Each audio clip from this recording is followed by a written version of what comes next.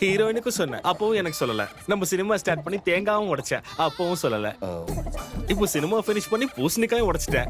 இப்போ வச்சு சொல்லுவியா? இத்தனைக்கும் நம்ம சினிமா கதை என்னையா? சொல்றேன் சார். டேய் ராமு, இங்க வா. அந்த வரேன். அந்த ஃபைலை கொடு. இந்தா. சார், இதுல நம்ம கதை ஃபுல்லா இருக்கு சார். இப்போ வரைக்கும் நம்ம எடுத்த சீன்ஸ் எல்லாம் முத்துமாலை மாதிரி ஆர்டரா இருக்கும் சார். வீட்டுக்கு போய் நிம்மதியா உட்காந்து படிங்க. படிச்சுட்டு சொல்றேன். எங்கடா எங்க போனாரு? திடீர்னு மறைஞ்சிட்டாரு.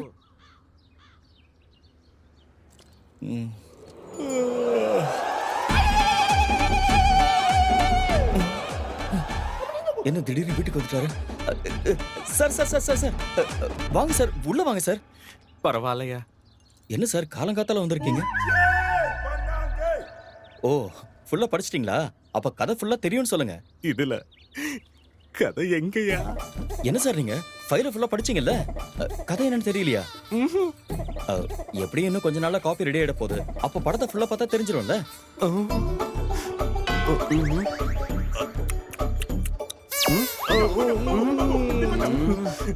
சரியா, வர. நல்லது சார். நல்லதா வா போலாம். பாத்தியம்மா, ஆர்டிஸ்ட் ரெடியா இருக்காங்க. நீ முதல்ல ஷாட்டுக்கு ரெடி பண்ணு. Okay right. டேய் விஜய், உன்கிட்ட கொஞ்சம் பேசணும்டா. என்னடா? சொன்னா நீ எதுவும் நினைச்சுக்க மாட்டல? டேய், எதுவா இருந்தாலும் ஓப்பனா சொல்ற ஒரே ஃப்ரெண்டு நீதான். நீ எப்படி யோசிச்சா எப்படி? பரவாயில்ல சொல்லு, தப்பா நினைக்க மாட்டேன். 10 பேர் வெளியே நம்ம படத்தை பத்தி தப்பு தப்பா பேசுறாங்கடா. என்ன பேசுறாங்க? இவனுக்கு படம் எடுக்கவே வராது, அதுவும் இல்லாம 2 ஃபிளாப் வேற கொடுத்துருக்கான். இப்போ ஏதோ இன்னசென்ட் ப்ரொடியூசரை வச்சுட்டு ஏதோ மேனேஜ் பண்ணிட்டு இருக்கேன்னு சொல்லிட்டு இருக்காங்கடா.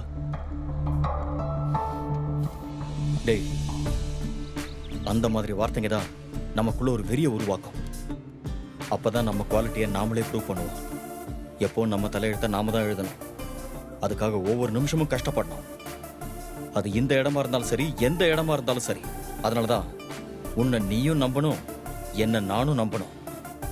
யாரா இருந்தாலும் தன்னைத்தானே நம்பணும். 2 சினிமாக்கு ஃப்ளாப் கொடுத்த டைரக்டருக்கு கிடைச்ச இன்னொரு வாய்ப்பு. டேலண்ட் நெவர் ஃபெயில்ஸ்னு சொல்லுவாங்க. இதுதான் தேடி வந்த வாய்ப்புன்னு சொல்லுவாங்க. வாய்ப்பு கிடைச்சா மட்டும் போதாது, அதை காப்பாத்திக்கிற திறமையும் அவங்ககிட்ட இருக்கணும். இல்லைன்னு அவங்க அப்பாவே ஒத்துட்டு கிளம்பி போயிட்டாரு. பாரு, அந்த பேப்பர்ல வாய்ப்பு கொடுத்தது மட்டும்தான் உனக்கு தெரியுது. 2 ஃபிளாப் கொடுத்த டைரக்டர்னு நான் பாக்குறேன். உங்க அம்மா சொன்னாங்கன்னு நான் ரொம்ப இறங்கி போயிட்டேன். இன்னும் இறங்கி போனா வேற என்ன இருக்கும்? வெறும் மண்ணு தான் இருக்கும். இது வரைக்கும் நான் ஒரு ஸ்பெஷல் அப்பான்னு நினைச்சுக்கிட்டு இருந்தேன். நானும் சாதாரண ஒரு அப்பா தான் எனக்கு தெரிய வச்சு, ரொட்டீன் வேலையை தான் செய்யணும்னு எனக்கு நீ புரிய வச்ச. போயிட்டு ரெடி ஆகு. உன்னை பார்க்கறதுக்கு மாப்பிள்ளை வீட்டுல இருந்து வராங்க.